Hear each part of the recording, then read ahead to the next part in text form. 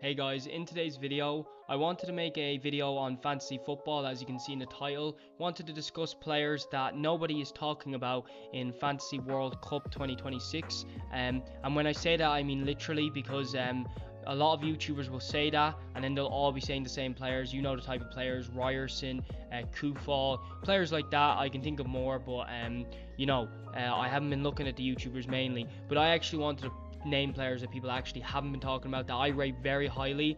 And most of the players I'm going to name today, I think all of them are under 5% selected. And for you Fantasy World Cup 2026 players, you know that the under 5% rule applies here, and you get a bonus 2 points if they're under that. So that's really good. So if you do enjoy videos like this, please consider subscribing to the channel. I make daily videos on fantasy football, sometimes just normal football videos, but mainly fantasy football. And because Fantasy World Cup's here, I'll be making a lot of videos on that.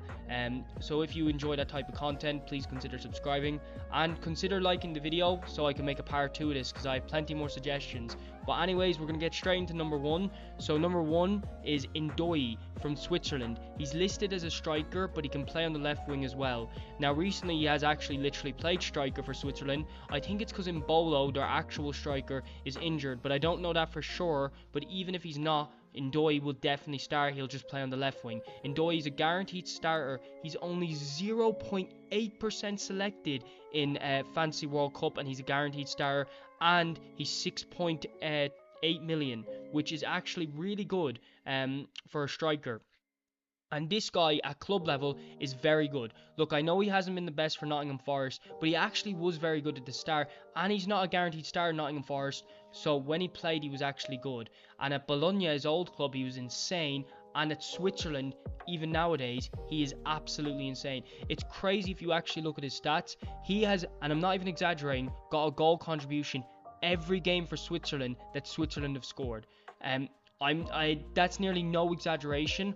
Like, there might be one game in there, but I'm telling you, in his last 15 games, this guy's got like 13 goal contributions for Switzerland. He is absolutely insane. I've also said in my last video, I think Switzerland will go far in this World Cup, and I think they're a very big underdog. So Ndoi, I really recommend him. He's one of the ones I'm really passionate about, and I think you guys would really like him. And I have him on my own personal Euro fantasy squad. I made a video about that as well, so I can't talk about this guy enough. He's a brilliant pick, and nobody's talking about him. 0.8% selected is crazy. If you have him, you will dominate your leagues if he does well, because no one else will have him. Right, on to number 2, we have Granit Xhaka. Now again, I talked about him, and again, he plays for Switzerland. So you might be thinking I'm milking the Switzerland thing, but these guys are the only 2 players I'd recommend from Switzerland, and I really recommend them. Granit Xhaka has, 1, been insane for Sunderland. 2, in Fantasy Euros, although there's no defensive contributions, there is still some defensive points. Granit Xhaka is obviously a defensive type of midfielder, so he can get them. But he is also, and this is no exaggeration, got a goal contribution nearly every game for Switzerland he's played. So in 15 games, let's say, in his last 15, he's got like 12 goal contributions. That's no exaggeration. And this guy, that the reason is because he takes set pieces. He's on free kicks and all that, in corners, and I'm pretty sure he's on penalties. He's also the captain. He's just insane. He's in crazy form. He's been great for Sunderland, guiding them to Europa League this season.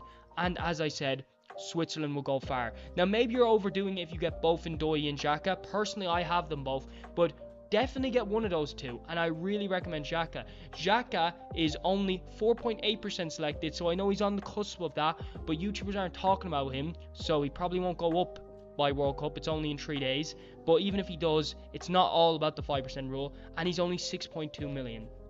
So Granit Xhaka, really recommend them. I can't talk about Switzerland enough, but I really don't want to be just milking them. But yeah, Granit Xhaka, really recommend them. And trust me guys, if you just go on Live Score, if you have that, or whatever football score app you have, just go and check Switzerland's games. No exaggeration, these guys are getting a goal contribution nearly every game. They are absolutely insane. And Switzerland are a much better team than you think. I made a video discussing that literally in my last video. So if you want to check out those videos, you'll see more in-depth analysis about Switzerland. And for the final one that we'll be doing today, it's Daniel Munoz. Now all of these guys I've said are on my Fantasy Euro squad, and Daniel Munoz, although he's definitely the most known out of all the players I've named, a lot of people wouldn't think Daniel Munoz would be a good pick. but he is an attacking defender, which we all know, great for that. Absolutely carried Crystal Palace this season. My favourite player from Crystal Palace, I think he was the best player. And Colombia will do much better than people think. Have a really easy group, and they don't have much people who can get goal contributions. That's my defensive pick. I won't go into too much depth about it. I want to keep this video short, but if you guys did enjoy today's video, please consider liking and subscribing. If you guys comment down below that you want more videos like this, or if this just gets enough likes, I will make more videos like this, because I have tons more picks, and I could go into more depth about this. So if you guys want to see a more in-depth analysis of these players, you can comment that down below. But more than likely, I will make another video, a part 2 of this, talking about more players that I think are super underrated.